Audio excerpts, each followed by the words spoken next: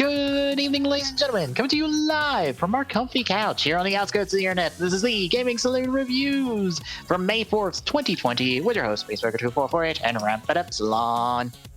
Hi, and yes, I didn't think about it, but yes, it actually is May 4th for you. It is unofficial Star Wars Day.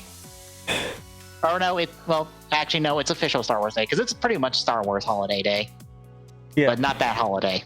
Not that Star Wars holiday. God, no, not that holiday. Star Wars Day. I didn't really make it think about how bad that holiday special was until we had to sit down and actually watch it. Oof. That's a rough watch. Mm-hmm.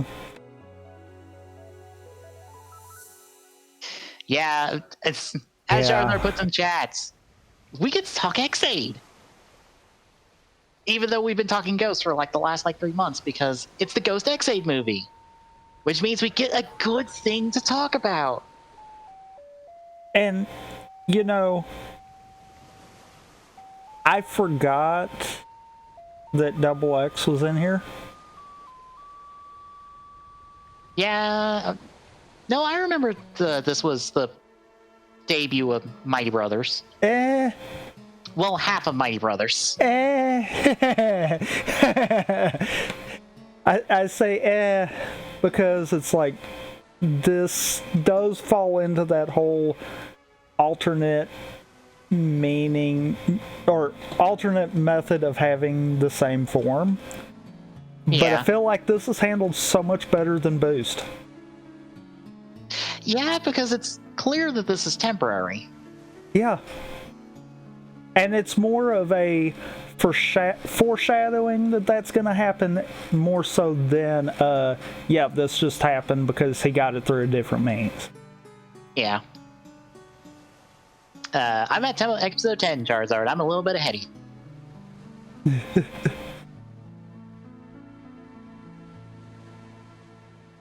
I kind of want to get to the Rising stuff, to be honest.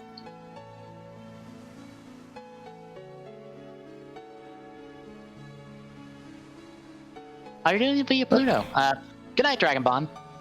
But yeah, I'm doing mine through Tubi, because I like their Fire Stick app better, more or less. And Tubi has it on demand.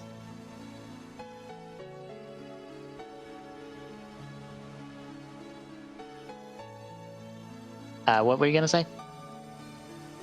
I don't remember now. Okay.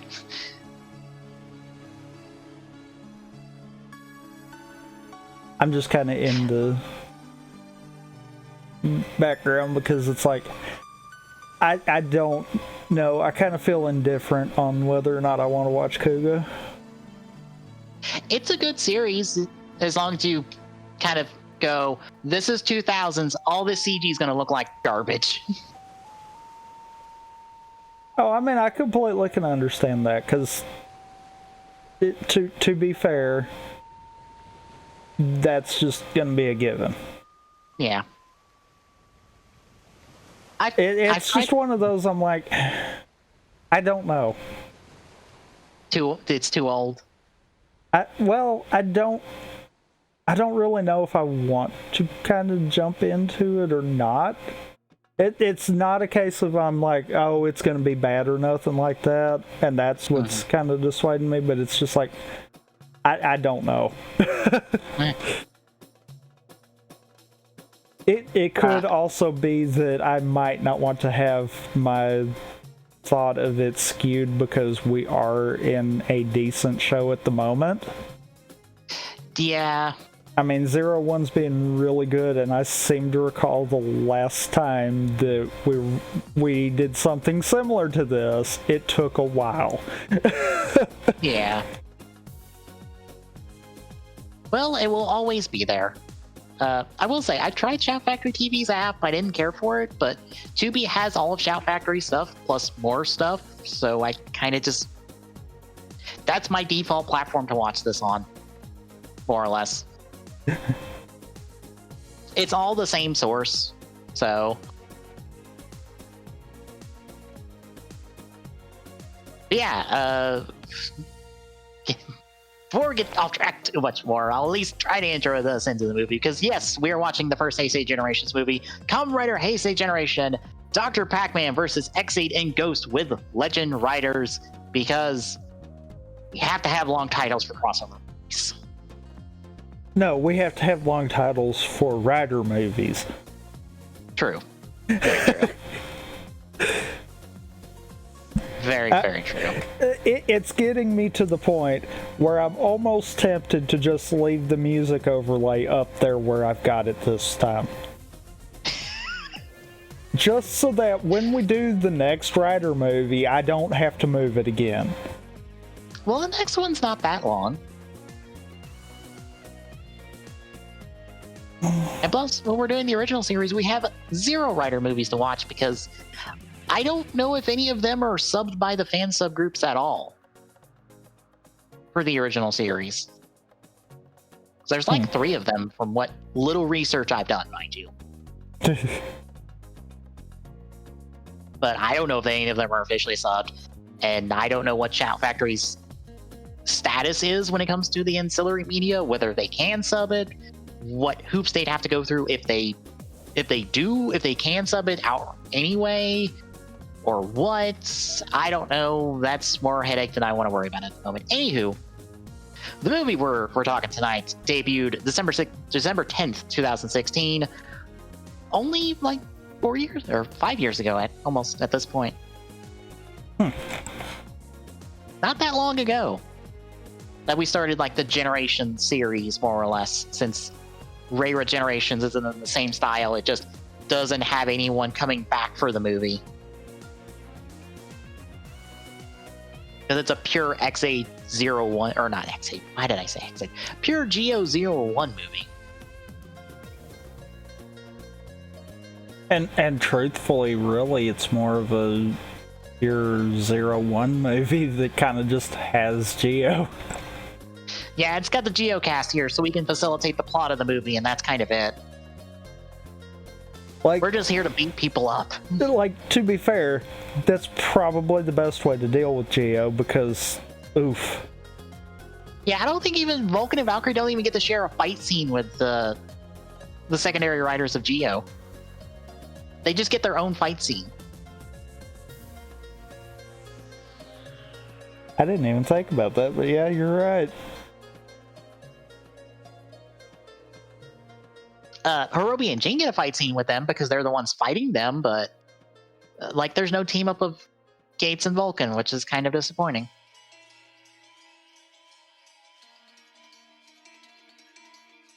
But for this movie, for the Heisei Generations movie, we have a oddball writing situation when I was looking up who wrote this, because it's Minato Tanaka, who coincidentally enough wrote all of the spin-off material for X8 and currently all of the spin-off material for 01. Like he's the one who wrote Project Thouser, that just had its first episode come out recently. But he wrote all of the X8 spin-off material.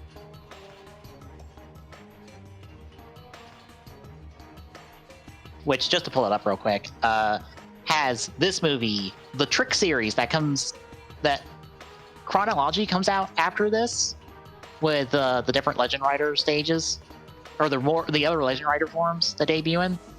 The Brave one, where we get I can't think of the name of it, but it's a Dragonite Hunter repaint. Night of Safari. The 4-part Snipe series. And then the little laser special, where we got the hybrid X8 laser form. But apparently Yuya Takahashi supervised this, and he is X8's main writer because he wrote every episode of X8, and also, again, coincidentally enough, he's written most of 01 at this point.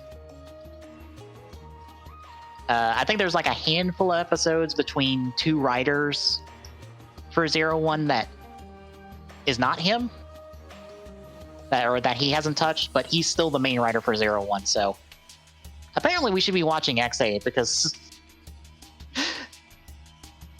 It's more or less the same crew. And of course, if you watch this movie and you can't tell, yes, this is a Koichi Sakamoto movie, you should immediately tell, like 5 minutes in, this is a Sakamoto movie. Yep. Oh yeah.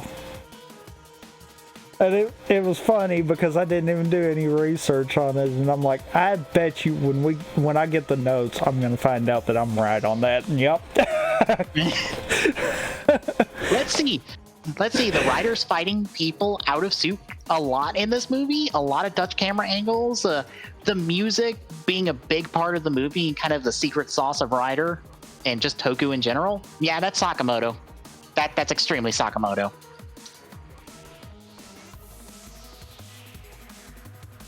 The continuity is kind of interesting on this. So obviously, for the Legend Riders, Haruto, Kamen Rider Wizard, Kota, Kamen Rider Gaim, Tamari, Kamen Rider Drive, all show up in this movie. And by show up, I mean 2 of them get to show up in person. Kota gets to show up as a suit with a bunch of voice lines from the series that spliced in. That when rewatching this, some of them don't feel like they fit perfectly.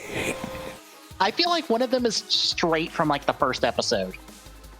Because it sounds like happy-go-lucky Kota instead of end-of-series Kota. Yeah. And it there was like 2 or 3 of them that you could tell they spliced in, and it was like, wow, this just really doesn't fit here, but you really had no choice in the matter. Yeah, because Gakusano was not available to do just voice work for this movie, so we just gotta reuse audio.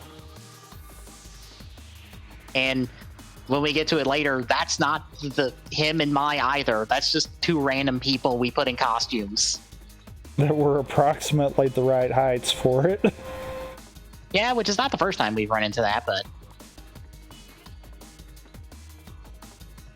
yeah, so obviously for Wizard and Gaim, this is after their series, after more or less all of their material. And I think for Gaim, also the novel, which the novel is bonkers, because I have read a summary of that novel, and oh boy, it's the only novel where Tsukasa just shows up out of nowhere just to be here for some reason. Yeah, it is pretty bonkers. But it's after both those shows. Drive, it's not after all of its material because it's technically before Drive Saga. This is before the Brain or not Brain. Technically, yes, the Brain special, but I mean, yeah. Mainly the Heart and Mock specials. In the novel that ties into the Mock special. Or, yeah, just the Mock special. Because Edgy is not born yet. And I can't help but laugh at Tamari being like, I don't know if it's a boy or girl. And I'm like, you know the gender of your child. You partially met your kid. Don't you play this off, Tamari. There's a reason everyone's like, oh, it's going to be a boy. We know. And for Ghost, which is what we've been covering for the last 3 months, this is before Respectre, which is why we're watching it before Respectre. So we will get to that next week. And for X-Aid, even though there's a bit of a continuity gap, this is apparently after episode 10, because since we have no graphite, he is presumed dead.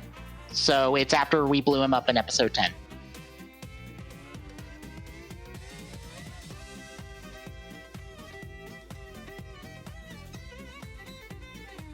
Did Discord break? No. Oh. I don't remember enough of early X-Ed. Neither do I, to be honest. I feel like it really should have been a little lighter, but that might be the only good option too. The problem is, the later you go, the closer you get to the reveal of the twist to Emu, so the twist is no longer relevant. Because this movie more or less tells you the twist with Emu, that Dan shouts at him towards the end of the series. in the thing, or in the end of the episode that everyone memes now, and has now been replicated in 01, kind of.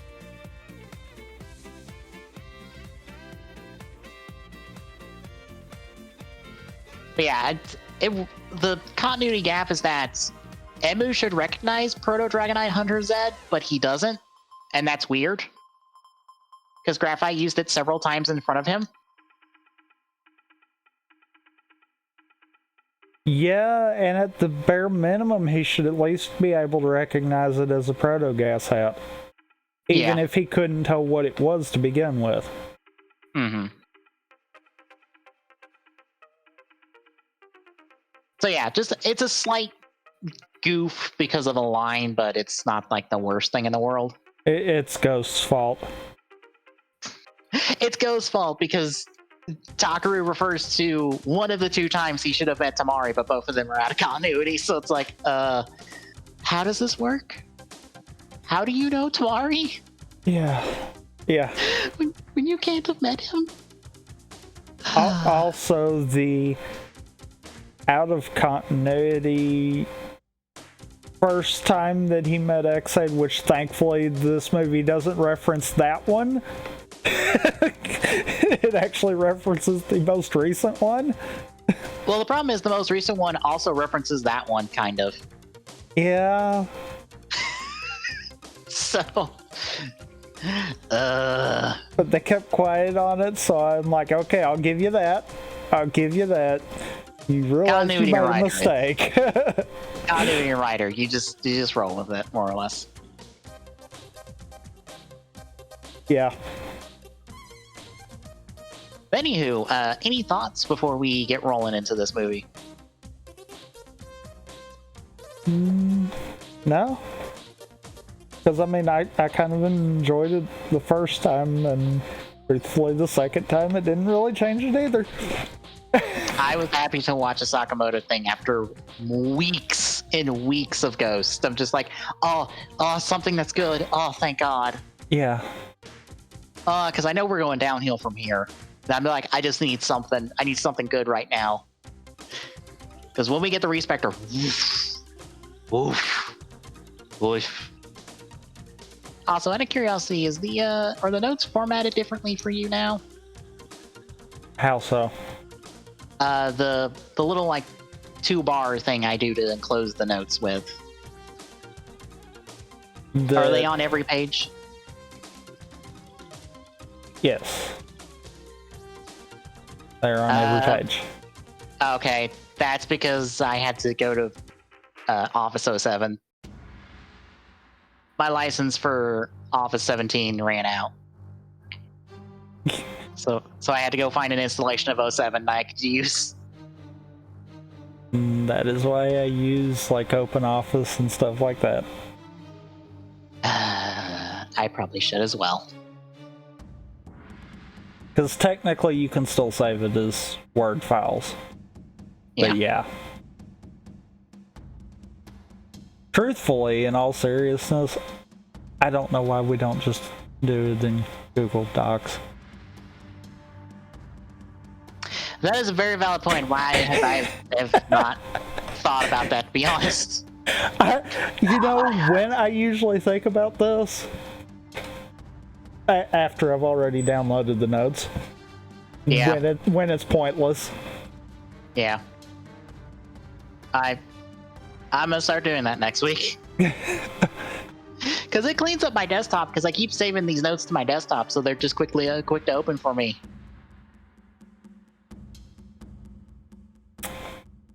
Yeah, in hindsight, that probably should have been the thing long before now. Yeah. Oh well. Work in progress. But yeah, anywho, we will get rolling into the movie itself. And it's still the 45th anniversary. We are still in 45th anniversary territory, which is why we get a thing later. We open the movie at Genom Corp as not Foundation X people invade and just kill a whole bunch of people. That's that's like the weirdest part for me for this movie, where I'm like, these 4 people feel like they should be a part of Foundation X, but they're not. They're just some other organization, more or less.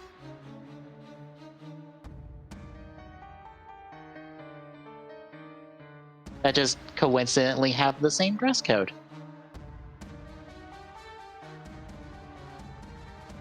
Oh, did the Discord break this time? No, it didn't. I was just doing stuff. Okay. There you go. By the way. Oh. The notes on Drive? No, I've made a folder. I didn't put the notes in there. Because, I mean, that would kind of be pointless at this point, since, you know, I've also downloaded them. Yeah. Yeah. But yeah, they end up invading Get 'em Corp, kill a whole bunch of people, work their way up to Dan's office, where they more or less go, "Hey, boss, it's been 6 years. We're just gonna take your driver and your proto-gas hats, so you're sidelined for the rest of the movie. Bye." It feels weird to be like, Dan's not in this movie, so he can't interfere as Genom or help as Genom. I don't know how much of that is the deliberate choice in this movie.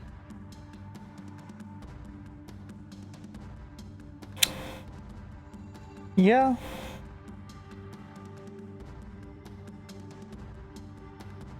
And then one other weird thing I noticed with the case they're in. There's an extra slot for a gas hat, but there's no other proto gas hats.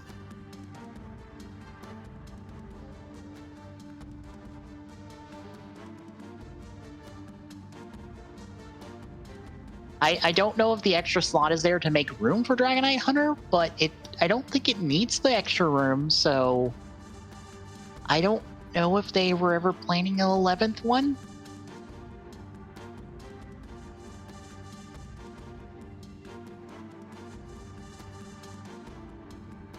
You know, I don't know.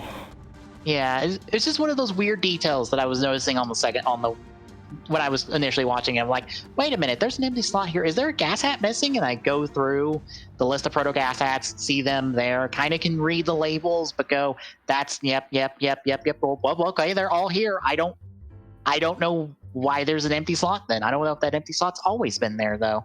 The only thing I can think of is if this was for the movie, maybe it was supposed to be alluding to the fact of, you know, we do see the Pac-Man gas hat at the end. Yeah. So maybe it was supposed to be alluding to that if this was like a movie-only thing. I don't honestly know. It makes me... I'm about ready to do a rewatch of X8 at some point, just to be like, alright, I want to see that case in show and see if that slot's still there. I'm willing to bet the slot's still there. I'd have to think it would be.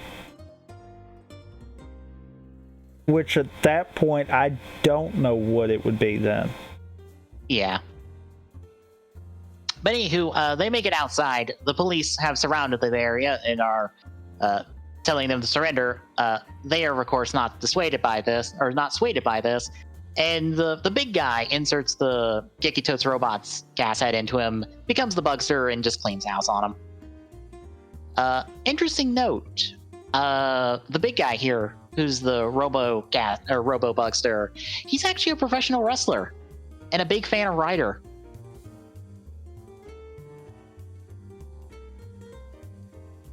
He's mostly in New Japan Pro Wrestling, but it's cool to see a pro wrestler in Ryder. That is kind of one of those you wouldn't expect kind of deals. Yeah. Elsewhere, while this is happening, some kids are talking up a new smash hit puzzle game.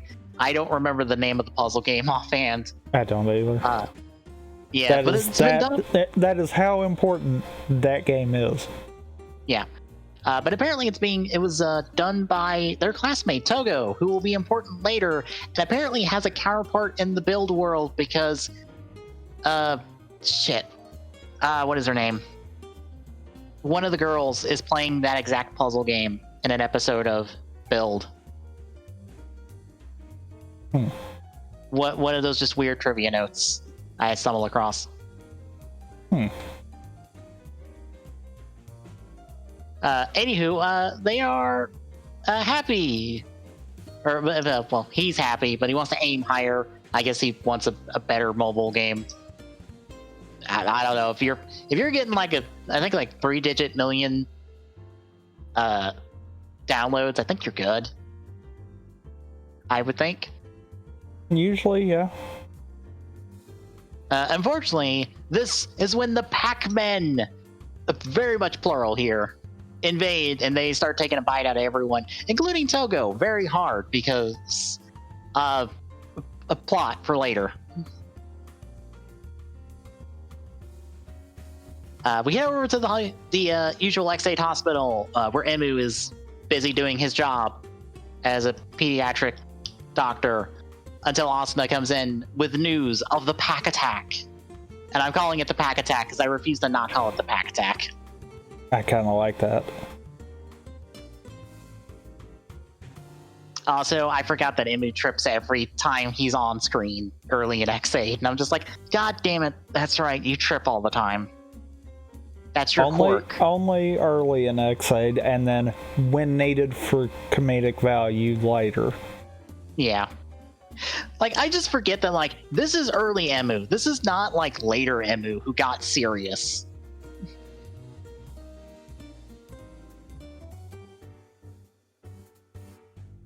Anyway, we check in with Takaru, who's happy to just have a normal life and be going to school normally until Akari and Onari arrive to take him home, except not.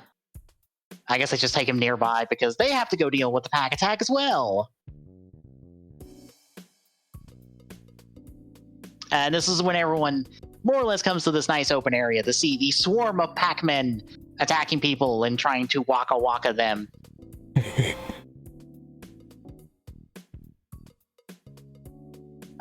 Takaru and Emu start put on the drivers and start to transform, but they recognize each other's drivers, which is kind of nice. It's just like, I don't know you, but I know that belt. It'd be funny if other people were in their positions, whether or not they would actually still do this. It's just like, oh, you're that person. It's like, no, I'm someone else.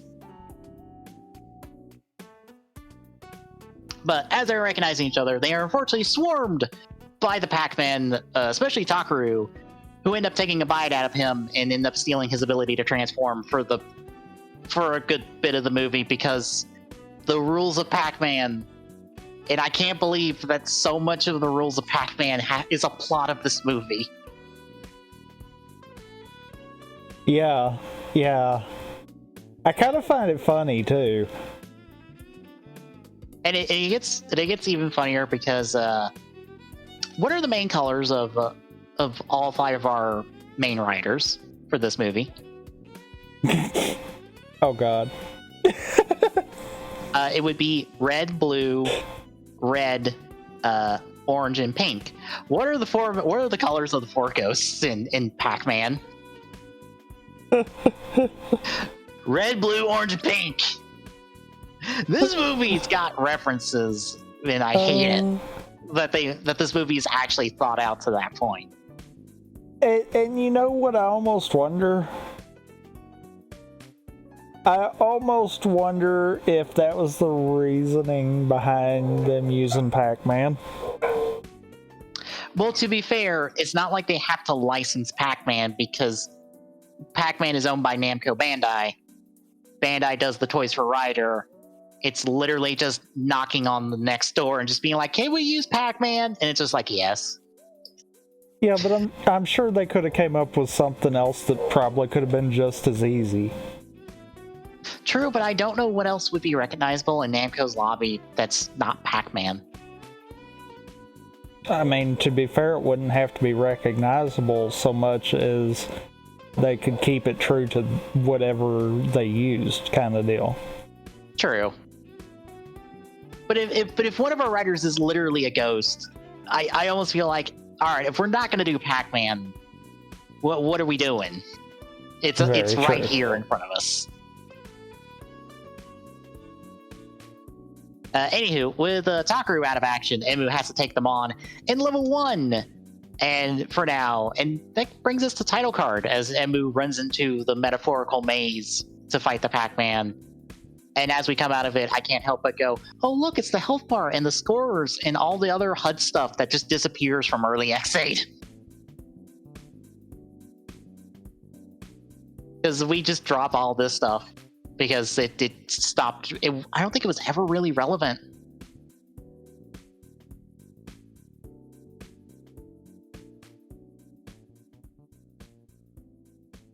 I think you're right, actually. Yeah.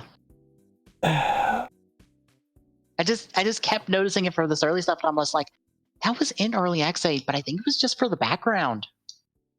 And like the one time I think Taiga went, get a higher score than me, or else I take your gas hats. Yeah, I mean, really the only thing that ever got emphasis was the health bars on the riders. But even that kind of got wiped away after a certain point. Well, that's because we kept getting armors that covered up the health bar, so we didn't have to worry about it.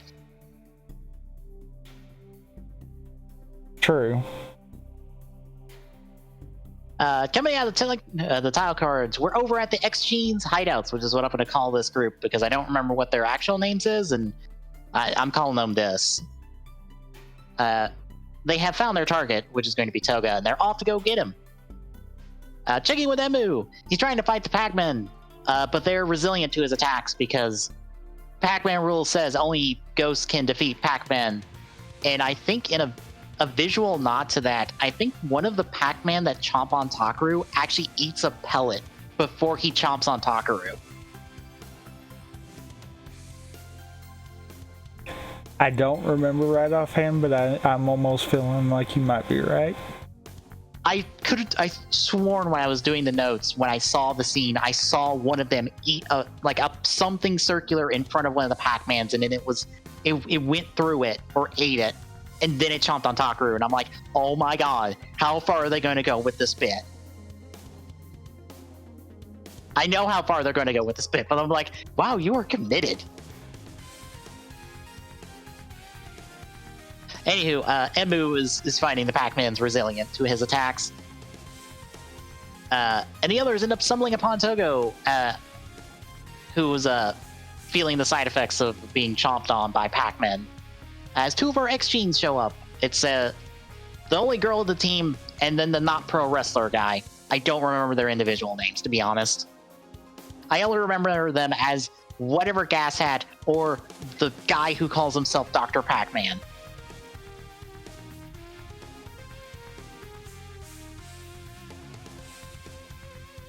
But the two that are not Dr. Pac-Man show up. And the guy one goes Dragonite Hunter's Ed to deal with them. And the girl just uses her sword in fancy moves to fight them because she doesn't need to turn into a monster to kick everyone's ass. And neither does anyone else on this group. Which is kind of funny that they get weaker by getting turned into monsters. You know, I didn't think about that, but yeah, you're exactly right. That is kind of funny. Yeah.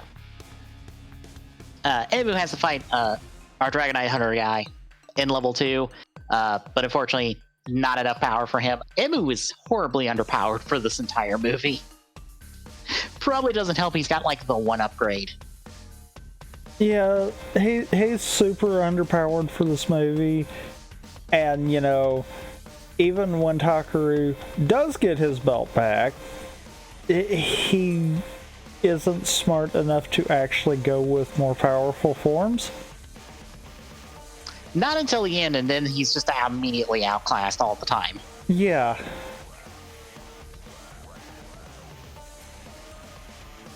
But while the game's trying to get Togo away, the girl follows and proceeds to just beat the shit out of Takaru, so he takes a beating for this movie. And when Emu gets dragged in here and gets beat up, he's dropped out of his transformation. And that's when Dr. Pac-Man arrives. More or less saying they are spreading the virus so they can evolve humanity, and then they teleport away because, we'll get Togo later. Bye. So now our team heads back to the hospital as we see a giant influx of people into the hospital that have been hit by the Bugster virus, and it feels scarily relevant to get this kind of scene and this kind of scenario that X8 has as its plot.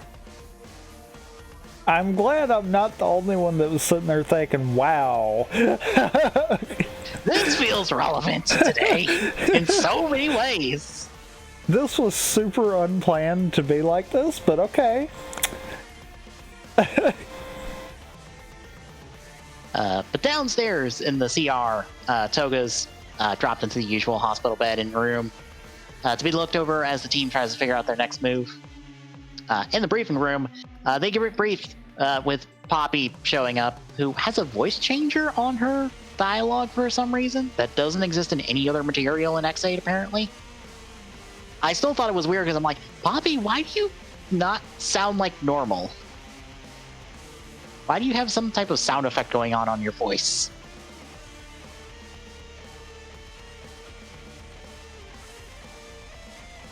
But Emu is also here to explain the rules of Pac-Man because they are required understanding for the plot. So we have to tell people how you play Pac-Man.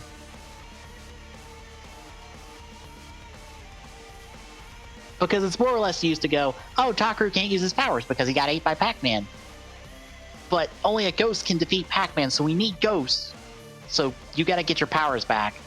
And this is when Dan drops by to more or less play dumb, because at this point, I don't think it's been revealed that he's Genom.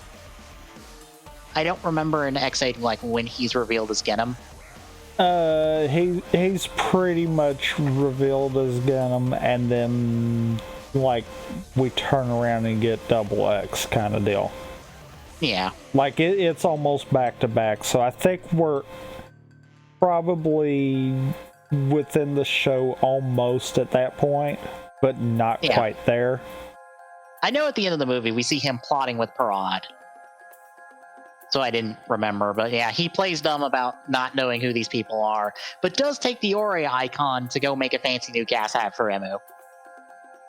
The other reason I was kind of saying about that is because I believe there's a point that Laser makes later on, like actually here shortly, if I'm not mistaken. Yeah, like the weird thing about this movie is that it has all the X8 foreshadowing in the fucking world. Yeah. All the foreshadowing. And it's all actually kind of fitting in, and that was one of the few things I'm like, I almost feel like where they're placing it continuity wise isn't exactly right, that maybe it actually should be a little later. Yeah. Because we've got the one hiccup of Emu not noticing a proto-gas hat. Yeah. If we exclude that, yeah. I feel like we're within an episode or two of finding out that Dan is Genom. Yeah. Anywho, Taiga is also here because he's got nothing better to do, so Taiga's here for the movie. While everyone kind of disperses after this briefing, Hiro talks to his dad, who's in charge, but not really in charge. Hiro's really in charge. I still find it funny to him, like, all right, Hiro's technically in charge of this because his dad has no idea what he's doing.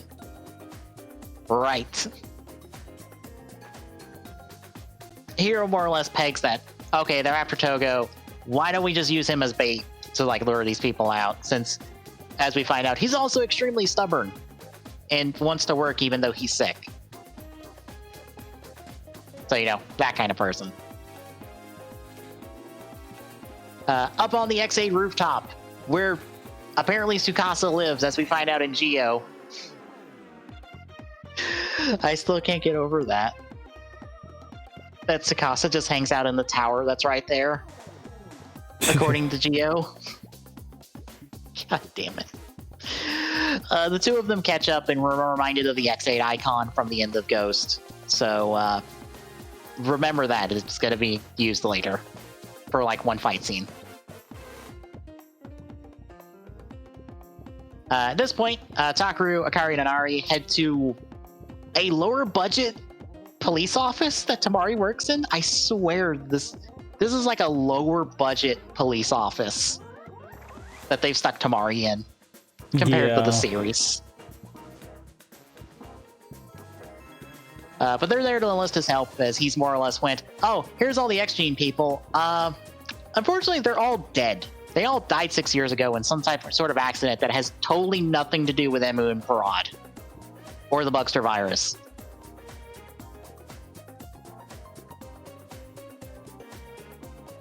Because the footage we see right now, at this point in the movie, just shows them disappearing in the mist of the Bugster virus. But we don't see much more than that for now.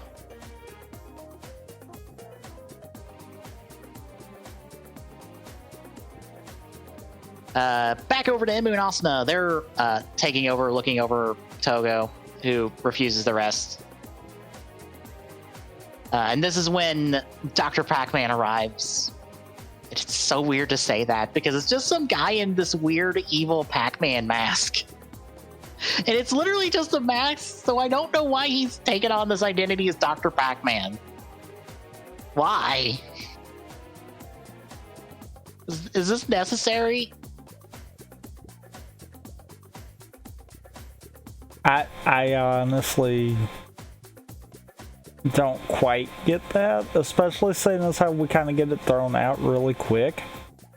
Yeah, it's thrown out very soon. I guess it's just there for the title. Anyway, they take a Togo in run. This is when Takaru is informed, and Tamari wants to help, but he can't because he doesn't have Buckle with him. Because it's in the lockup. Because of the ending of Drive. And I just kind of look at them and go, you remember that he has a gun, right? Like a legit gun? As we'll soon be reminded later, although it doesn't really help. He's still a cop.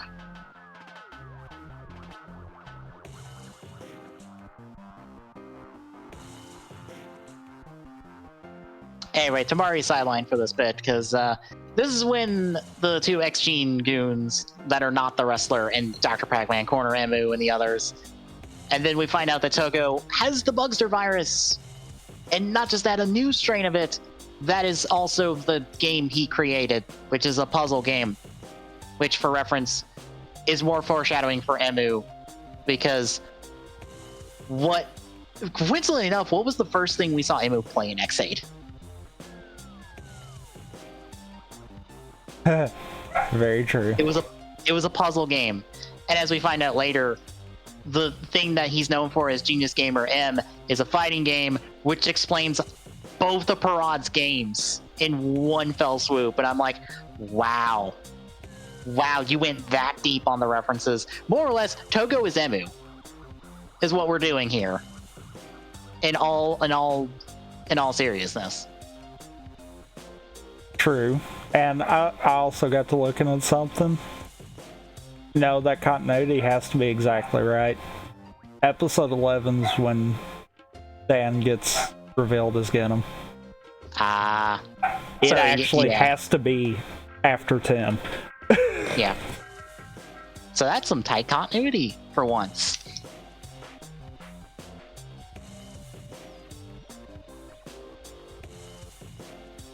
But Takaru games soon arrive, but our X-Gene guys wave off being dead because they were turned into Bugsters because of the accident. That is, again, totally not Parad's fault, as we'll find out later, except it is. But this new Bugster attacks with Tetrises. And when Makoto and Alan arrive, the two X-Genes end up fighting them. And during this attack, Takaru and Akari end up getting Tetris and get infected, and now they're on a 24-hour time limit to defeat the Bugster, or else they're dead. and presumably turned into Bucksters. Because, Takaru always needs time limits. It always needs to die, too, as we'll find out later. God damn it. Damn it, why? He can't have one movie where he doesn't die.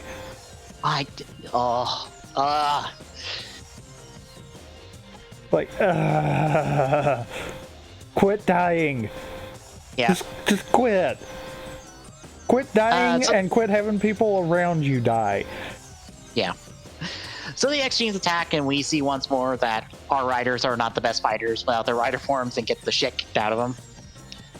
Togo is sucked into the bug visor, which is one of those things I feel like is foreshadowing in the fact that, hey, you can suck a bugster into the bug visor, because this is the first time it happens, and it doesn't happen again until, like, super later. I didn't think about that, but yeah. Huh. Granted, I think it happens before it happens to Dan all the time. But I'm like, wow, that's a thing they just put in there and like we're expecting you to remember for later.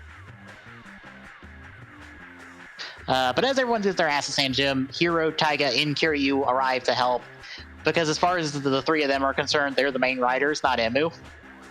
Because they all have seniority on him except Kiryu. And even then, Kiryu is... Maybe? Taiga was a rider long before Emu. No, I know that. Yeah. But I believe Hiro's also been a rider before Emu. Yeah. It's just Kiryu's the only one because he got his driver in surgery in series.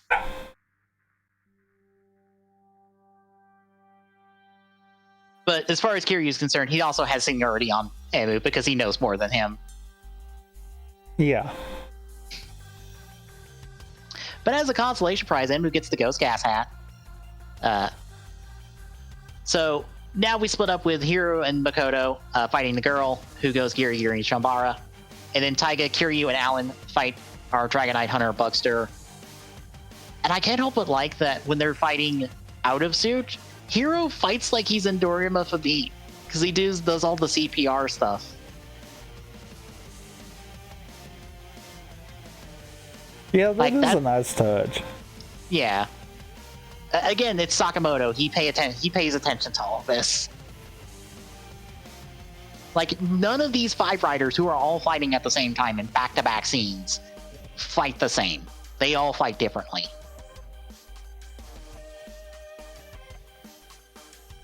But kind of just summarizing these like split fight scenes in the one, it's a back and forth affair between them. They more or less start in their base forms and then go to whatever upgrades they have available to them at the time. So all three of our X-Aid riders go level 3. Makoto goes Deep Spectre eventually. Alan goes Grim, I think. I don't think he even goes Sanzo in this movie. Yeah, he goes both Grim and Sanzo. Okay. He goes Sanzo at the end. And if I'm not mistaken, the only transformation sequence we didn't see for Makoto was Houdini, but he did actually use all of his icons too. Yeah. Oh yeah, I forgot he goes Houdini and then...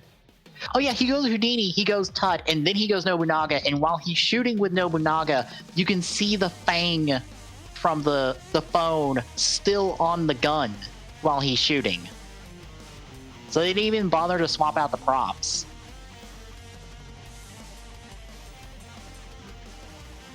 I mean, to be fair, they were probably doing this all at once kind of deal. Yeah. But yeah, it's a back and forth, and more or less they manage to fight off the X-Genes who run, but they all end up injured in these fights, and they're all done for the movie after this. All 5 of them, they're done. They don't get to fight anymore, which I find hilarious. Yeah, because, 3 of them have to watch the 2 that literally passed out after this. Yeah.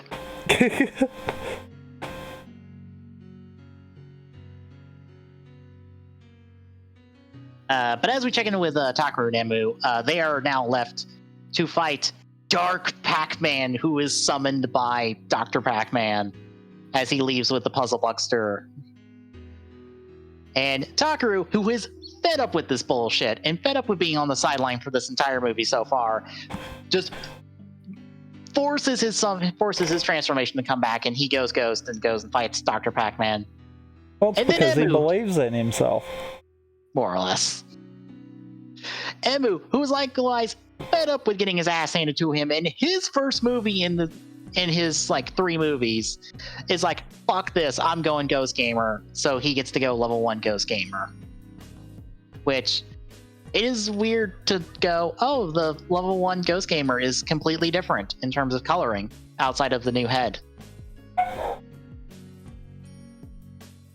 And as it's weird because we also have level 1 Wizard that is still the same level 1 suit that everything else has, but a wizard head, which begs the question of what do the rest of the level 1s look like that we don't get at all, even though we have Kuga through Ghost plus Ichigo in Gamba Rising for level 2s.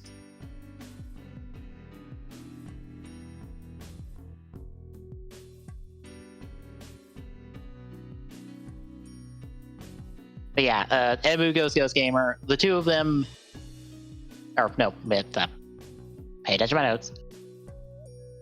Meanwhile, we check in with the DX Genes as they start their plan to make everybody immortal, more or less, by turning them all into bugsters, which is Dan's plan in Masamune's plan, which feels weirdly accurate.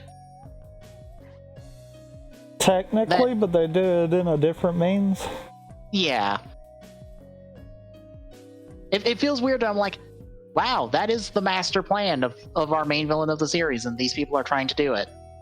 Huh. And they start by doing this by testing it on Dr. Pac-Man himself. Meanwhile, checking in with Emu and Takaru, they trade powers. So Takaru goes X8 Ghost, Emu goes level 2 Ghost Gamer, and they proceed to take down Dark Pac-Man with a nice little double rider kick. And Dark Pac-Man is cured, and now he's regular Pac-Man, and this cures everybody who got bit by the Pac-Man from earlier. And also this fills our quota for CGI monster fights in these crossover movies, so we don't have to do this at the end of the movie. And it also feels like we are now done with part 1 of the movie. I feel like for all intents and purposes we are. Yeah. It feels like this movie's split in half. Because from here on out, we're with the Legend Riders for the rest of the movie. In like one giant fight scene. True.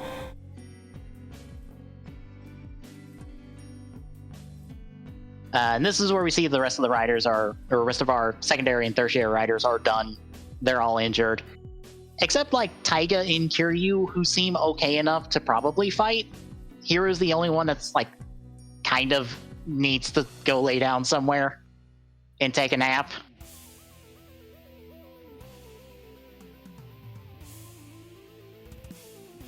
But as this happens, we see a mysterious man with rings arrives to help. Spoilers, it's Haruto. It's clearly Haruto.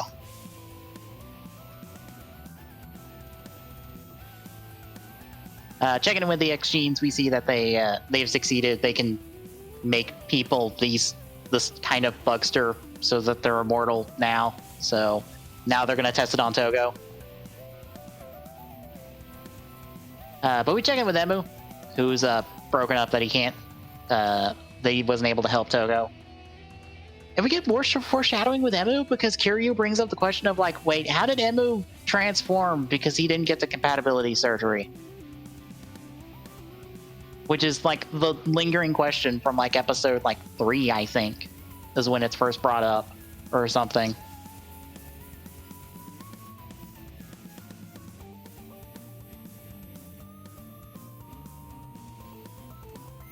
Meanwhile, we check in with Tamari, who's got a bunch of police, and they're ready to storm the X-Gene's hideout.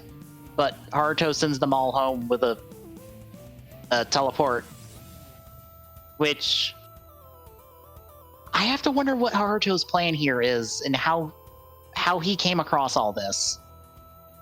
Because it's like my one less complaint, but more like question of the movie is like, how did Haruto end up in this movie?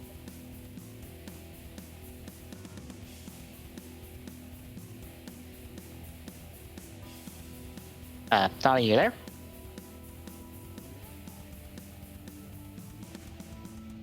Hello? I'm still here. Oh, okay. Yeah, I was just wondering like how Haruto ended up in this movie because he feels like the odd person out of this, besides Koda. I mean, to be fair, he was kind of just traveling at the end. Yeah. But like, how did he stumble across all this, and how did he figure the plan of, I'm going to get in with them and be outside so I can let everyone in, which only helps us by so much.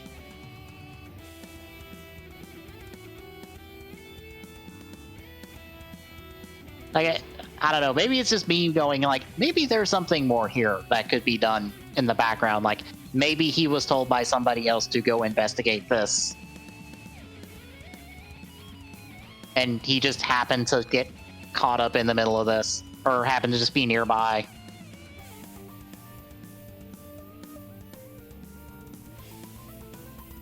But anywho, Haruto teleporting the cops away gets him in with the X genes, so he gets to be a lookout, which more or less means he can just open the door for everyone else, so they can get inside. And did not much more than that, because it'd be no different than if they snuck in.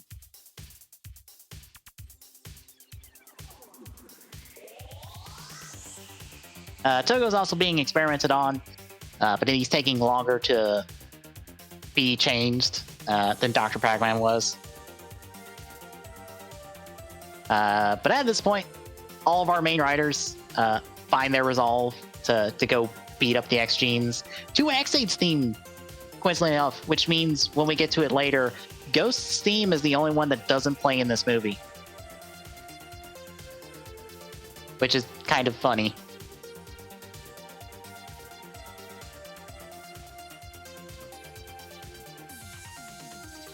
But after they ride out to, or after Takaru and Emu ride out to the X-Gene hideouts, they meet up with Haruto, who just lets them in.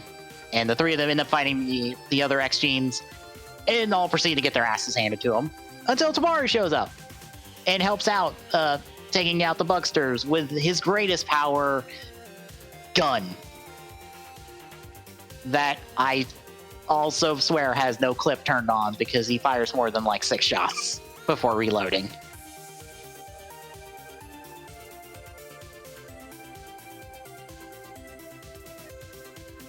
Unfortunately, it is not enough to counter a professional wrestler, so they're all beaten up, backed into a corner, back to square one. But when everyone's ready to transform, Tamari is feeling a little left out, until Koda just comes crashing through the roof to deliver Buckle to him, because I guess someone called Koda beforehand to be like, hey, can you go get Buckle and deliver it to Tamari here? I assume Haruto, because Haruto's the only one to recognize him, and also, or recognize him offhand immediately. So I guess Haruto called him? I don't know. I don't know why Kota's here, besides I wanted in this crossover movie.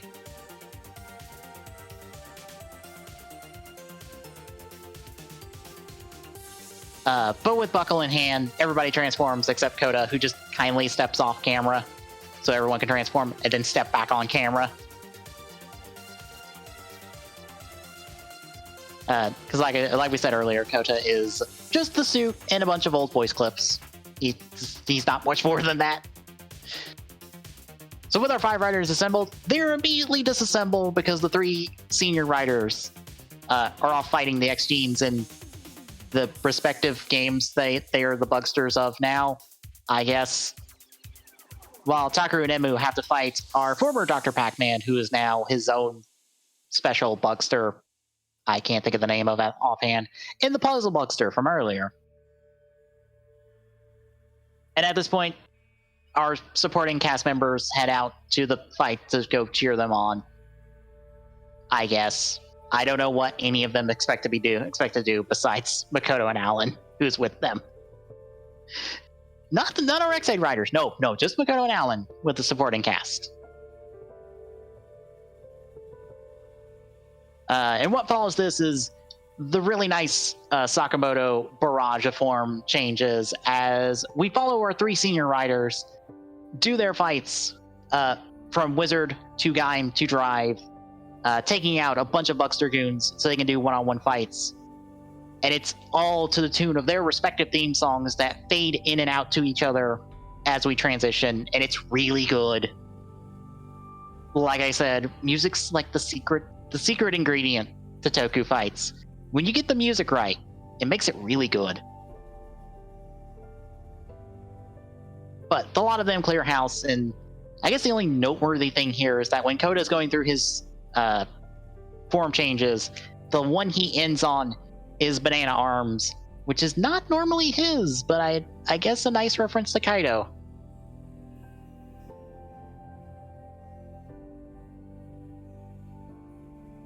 Oh, Tommy? Just, my bad. Yeah.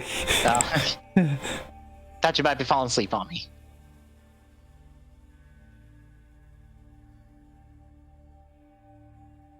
We're almost done, though. We're at the first Sakamoto form change barrage.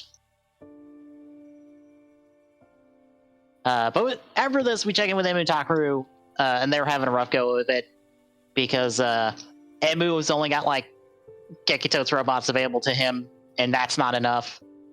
And Takaru just gets blown up in all of his. Because once Emu's knocked out of his transformation, we see Takaru get blown up once in boost, knocked out of the transformation, gets up, goes in the Grateful doing that transformation, gets blown out of that, gets up, tries Mugen with one finisher, and then gets immediately blown up again and out of transformation again. So Takaru's just having a rough day in this movie, unfortunately. And I'm not sure what else he could have done if he's getting blown up in Mugen that bad. I mean, infinite potential.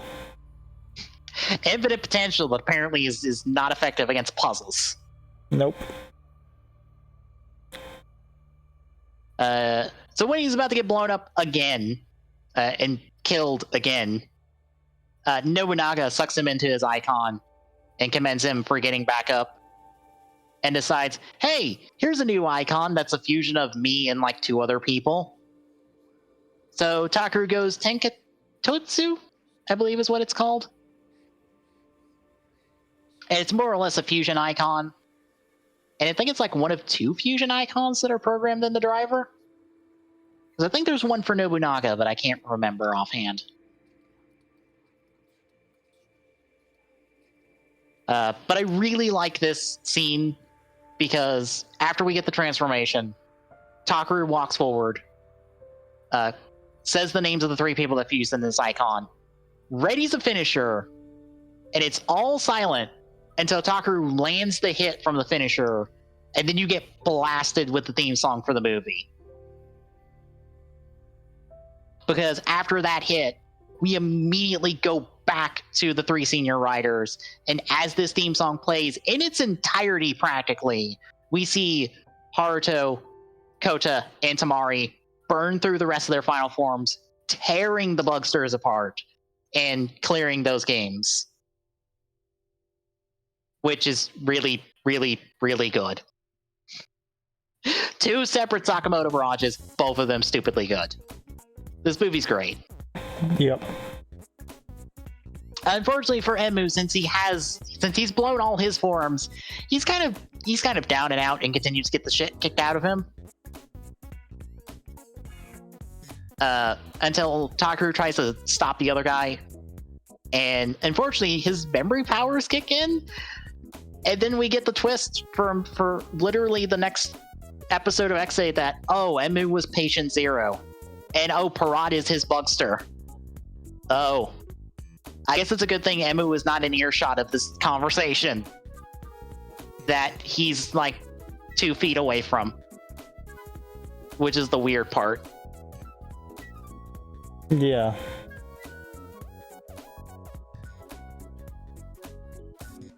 Unfortunately, Takuru's interruption doesn't last very long as he's back to fighting the puzzle bugster. But Togo does manage to get out of the bug visor and hold the guy back for a second to try to give Emu some time to recover, but that doesn't last long.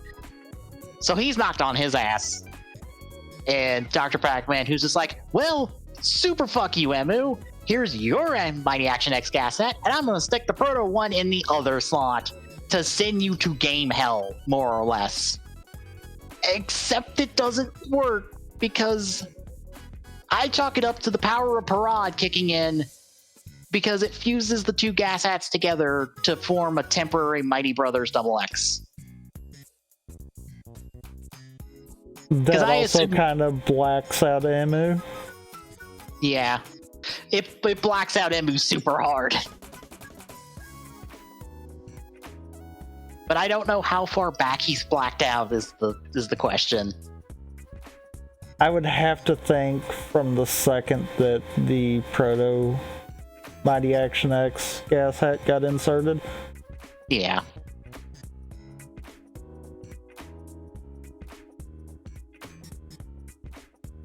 Yeah, now with this in hand, he goes Mighty Brothers Double X. And I kind of like this transformation to Double X because he goes into regular X-Aid that you then see split in half, and then the halves then you see the Bugster virus more or less fill in that gap to like form the rest, and it forms the Double X suit.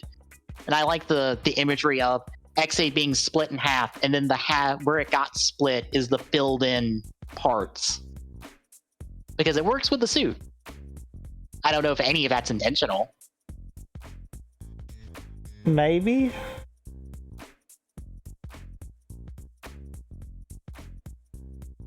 Like that's a good question, but I do kind of like that concept for it rather than it just being a thing.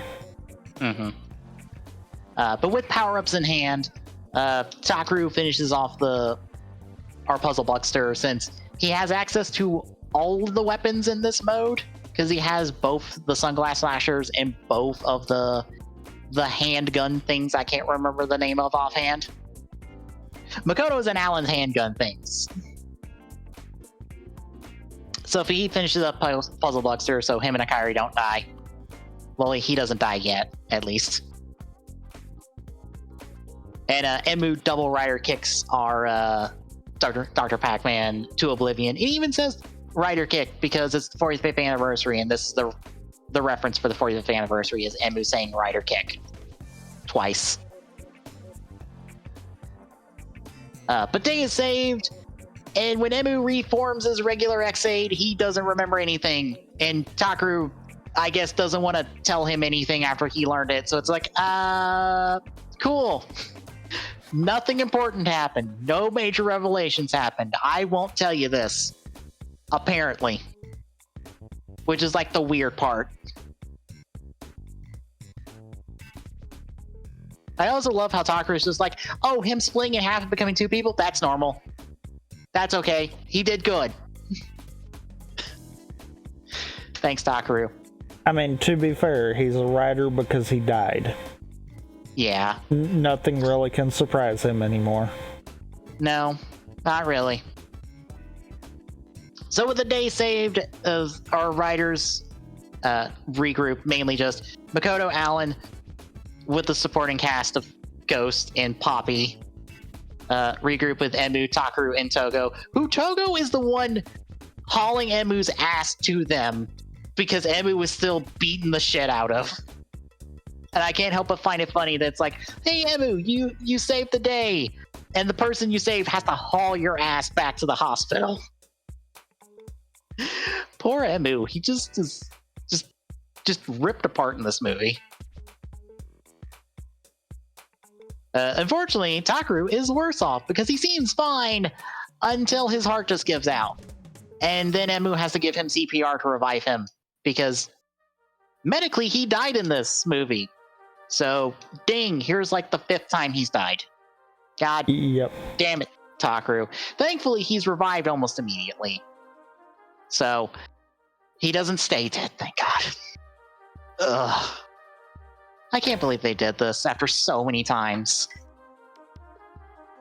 I mean, they've got to tease Ghost Part 2. Can we not?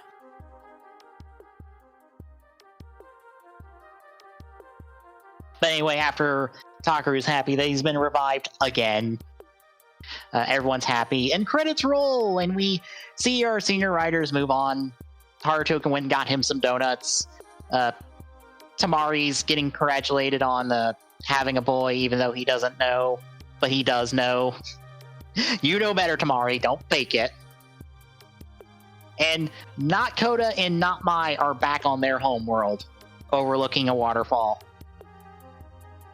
I do like that Mai at least gets to cameo in this movie. Yeah. Unlike Kiriko, who's implied to be talking to Tamari, but we don't hear her. Because Tamari does call Kiriko at before he leaves to be like, "Hey, I'm gonna be home late. Don't worry, I'll be fine. You just take care of the kid." Because I believe Kiriko is probably super pregnant right now. Yeah.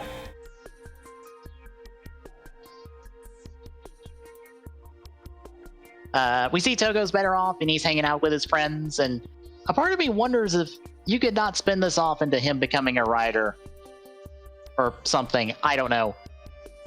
I see this kid with a bunch of his friends, and I can't help but go, this feels like a Heisei thing right here. I don't know. Maybe it's just one big reference to Heisei. You know, that might be what it is. If so, damn. Just referencing Heisei, who would be the next writer down in terms of characters, and considering Tamari's kid is named Edgy, that could be considered a nose reference. So we're just missing a double reference. And with Mighty Brothers Double X, I guess there it is. Yeah. Huh. And that could actually explain why, truthfully, we didn't get a unique X-Aid form, but we did get a unique Ghost form. Yeah.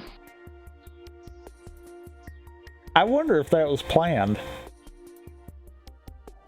Considering all of the X-Aid references in here, I wouldn't be surprised.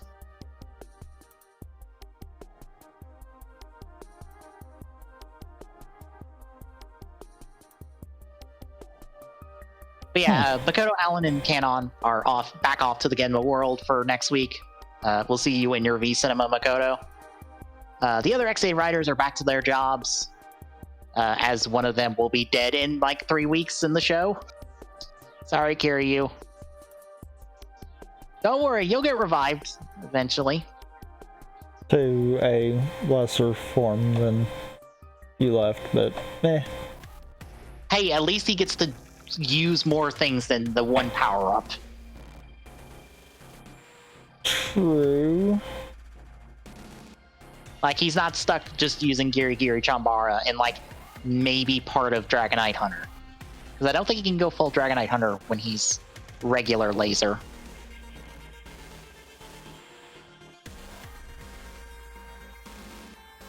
I don't know. I don't think we ever really get to see that. Yeah. I know... I think Gamba Rising has, Dragonite Hunter stuff, but I think he only has, maybe the full one for his Laser Turbo? But I have to relook into that. Because there's a bunch of Gamba Rising stuff for X-Aid that just never got used. Every Proto-Gas hat has its armor shown. Even level 2 or level 1 laser in proto form, which doesn't look that different.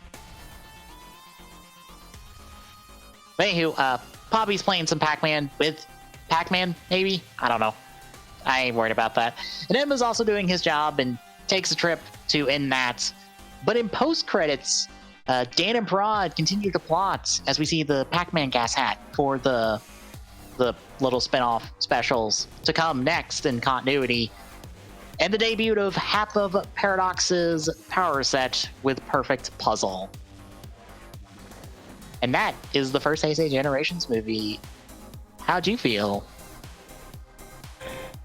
I definitely enjoyed watching it again. It is such a breath of fresh air to be like, oh god, we have been in not good Ghost stuff for the last like 4 weeks, but like here is like Ghost material but good with Xaid and other people coming back. It's like it's good like, to have good material once again. Like I feel like it's that in combination with, you know, we kind of went into Ghost not long after we left Geo, which kind of was that whole trail of bad leading into meh, leading into okay, we're back to good. Yeah.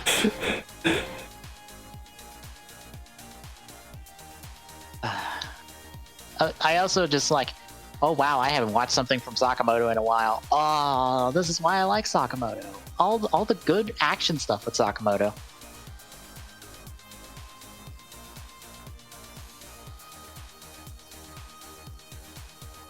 Yeah, it's still a good movie.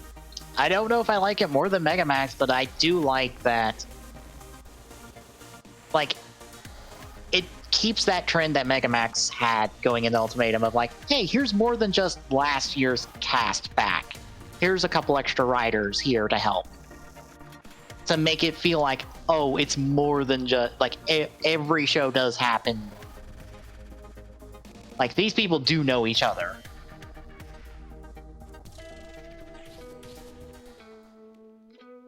I don't have much else, though.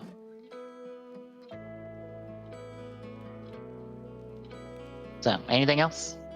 No, I don't think of anything.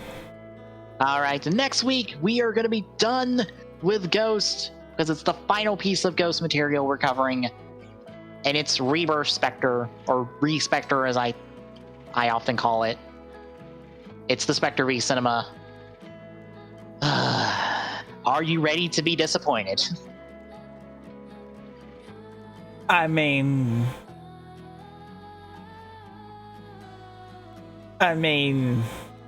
let's be fair. I think we hit that point when we realized where we both respectfully dropped the show. Yeah, I just... Are you ready for Makoto's entire backstory to be retconned? All of it to be retconned.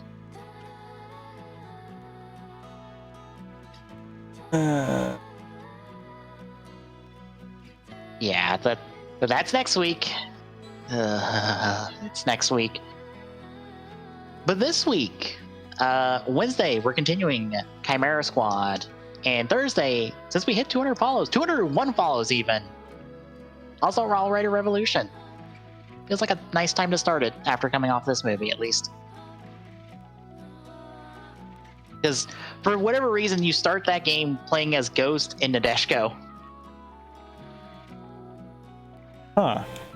I don't know why, but you do. When I was testing it, I'm like, I think the tutorial you get to play as Xaid a little, but then you transition to like Ghost and Nadeshiko, and they talk to each other, and I'm like, what is happening?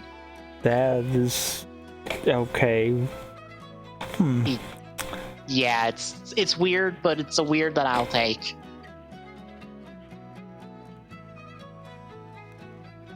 Friday we'll be considering Kingdom Hearts 2. Saturday will be some City of Rain. Us doing tabletop for the first time ever. I don't know if it'll be the last time ever, but it'll at least be the first time ever.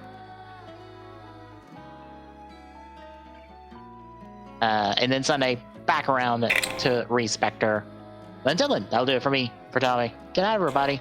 We'll see you next week.